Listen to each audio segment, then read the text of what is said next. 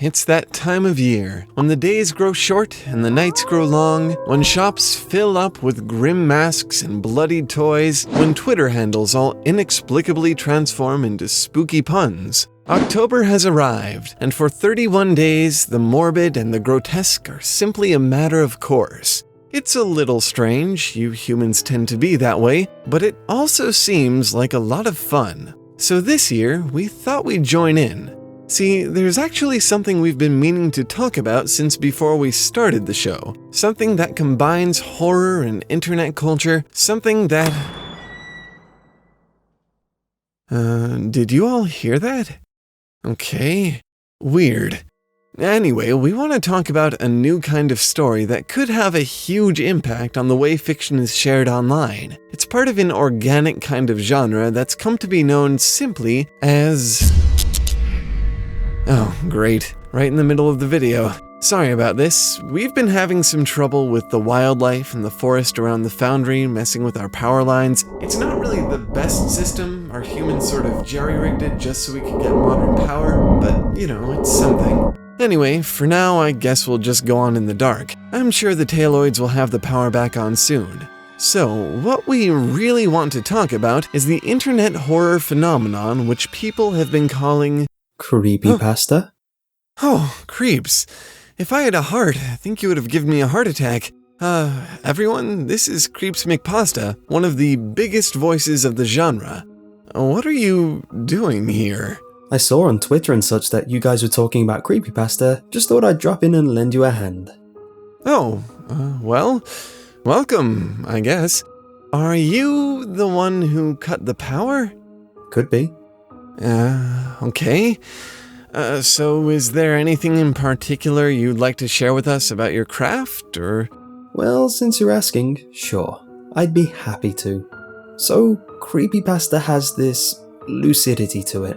It ebbs and flows in ways that other horror genres don't, changing with the whims of its audience and artists.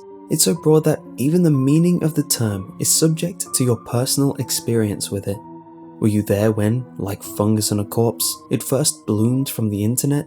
Were you there for the dark frontier that followed, when the authors were shrouded in anonymity and an air of mystery permeated the genre? Are you perhaps caught up in the modern creepypasta, led by a throng of darkly inspired creators who convene in the night to raise up profane abominations like short story anthologies and YouTube videos and stuff? Whatever the case may be, however you personally perceive creepypasta, it's remarkably fluid.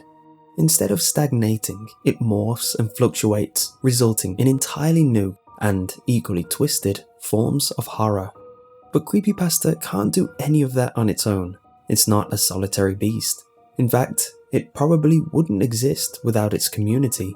From the authors who toil over their fiction, to the intrepid new writers whom their works inspire, to YouTubers like me, who breathe life into their text through audio and visuals, the genre is stitched together from the creative contributions of minds across the internet. Oh wow, that's actually a fascinating way to encapsulate the genre, sort of an experiential, community-driven perspective. We're lucky you showed up. Our viewers... Oh no. Did anyone see where he went? Did he leave? Not knowing where he is makes me weirdly uncomfortable. Oh well, at least the lights are back on. That's an improvement. General spookiness aside, some of what Creep said was really interesting. For us, a lot of the allure of creepypasta as a genre comes from how interactive it is. And as Creep said, a lot of that interaction comes from the fact that creepypasta is so much about the dynamics of its communities. In fact, the whole thing has its roots in people just sharing content with each other. Before there was creepypasta, there was copypasta, easy-to-share posts which people would copy and paste into chain emails or message boards, often resulting in widespread circulation and, ultimately, the emergence of new internet memes. I know, to some of you it may seem strange to connect creepypasta and memes. Just look at the average meme. Dolan, Pepe, Harambe... The vast majority of them are circulated for their comedic value, something that creepypasta, at least for the most part, lacks. But do you remember in the Dark Souls episode when we talked about mimesis, the practice of showing or imitating something? Well, meme comes from the term mime, which means imitated thing. According to Richard Dawkins, the first one to use the term meme, a meme is essentially any idea, behavior, or style which spreads from person to person within a culture by means of imitation. So if creepypasta is just a specific form of copypasta, then sure, creepypasta is full of memes. Okay, interesting concept, but the thing that really intrigues us about all this is the nature of these memes. They aren't the typical comedy-based copypasta you see all over your news feeds. This is creepypasta we're talking about. It exists at the unique intersection of memes and horror, which is most often a genre of fiction. Naturally, as fiction writers, this is pretty significant to us. Out of all the genres, why has horror been so thoroughly embraced and circulated across the internet? Why isn't there sci-fi pasta and fantasy pasta?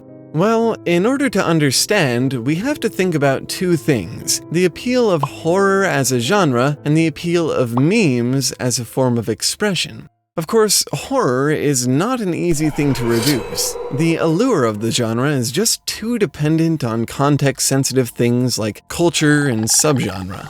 Nevertheless, minds cleverer than we are have come up with some pretty convincing theories, most of which either come from a psychological perspective or a sociological perspective. One of the more popular ideas on the psychological side of things comes from a Freudian concept called the return of the repressed. In unjustly simple terms, the principle behind this is that in order for an individual to function within a society, they first have to repress certain natural urges. The trouble is that these urges are constantly threatening to resurface, resulting in an endless internal struggle. If this is true, then part of the appeal of horror may be that it helps humans to deal with this struggle. On the most basic level, we have articulation, when horror makes the audience aware of repressed items by putting them on display. This one's most common in subgenres like torture porn, and it's usually viewed as pretty unhealthy. Dig a little deeper, and we have catharsis, when horror provides emotional relief to the audience by acting out vicariously their repressed urges, allowing them to, at least for a while, abandon the struggle. And then finally, perhaps the most complex of these, the concept of the other, when horror acts as a scapegoat for the audience by providing some kind of entity who embodies the repressed, giving the audience an opportunity to condemn those repressed items from a safe distance and thereby feel as though they're absolved of the things they've been struggling with.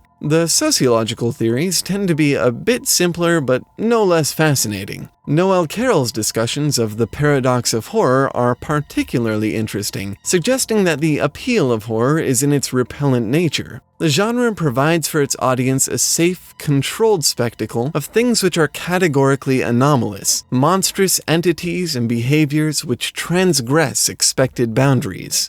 Now, these are all just theories, certainly not conclusive, but they do provide some pretty compelling explanations for why people might enjoy horror. And this is important because it means that horror is more than just weird entertainment. It carries weight, it's extremely personal, it resonates. And it just so happens that resonance is one of the most important qualities of the modern meme.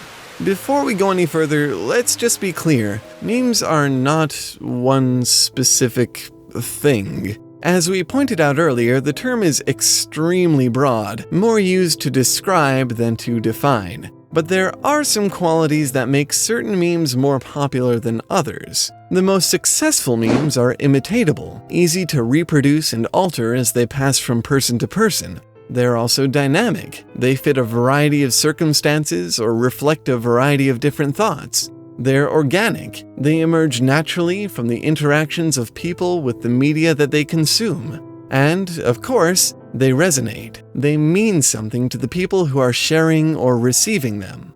So, considering the intensely personal allure of horror, it only makes sense that given a medium with all the qualities memes look for, the two would converge at some point. And creepypasta is exactly that. From share this 20 times or you'll die tonight chain letters to Slenderman himself, Creepypasta combines the mutability of memes and the visceral nature of horror to create something far more insidious than either of them.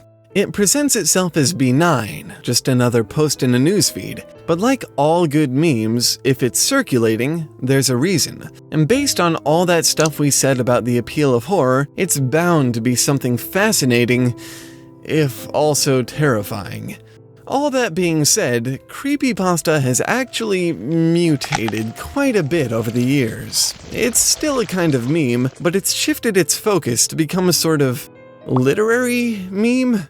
Instead of revolving around horror-centered copypasta, it's broadened into a vast landscape of writers and artists imitating one another's work in order to share new stories. Perhaps the clearest representation of this dynamic comes from the voices of Creepypasta. Channels like CreepsMcPasta, Lazy Masquerade, and Mr. Creepypasta, who provide a stage for the community by transforming their stories into audio shorts for millions of fans to watch at 3 in the morning and lose sleep over because now they're convinced there's something waiting in the dark outside their window. How nice. If you're tired of boring old restful night's sleep, be sure to check them out. Anyway, in the spirit of the season, and in the spirit of spooky spaghetti memes, this month we'll be writing our own creepypasta, and we'll be looking forward to the ones you send in as well. So stick around and maybe try your hand at a creepypasta yourself. Should be an interesting month. As always, thanks for watching, and keep making stuff up. We'll see you next week. Bye!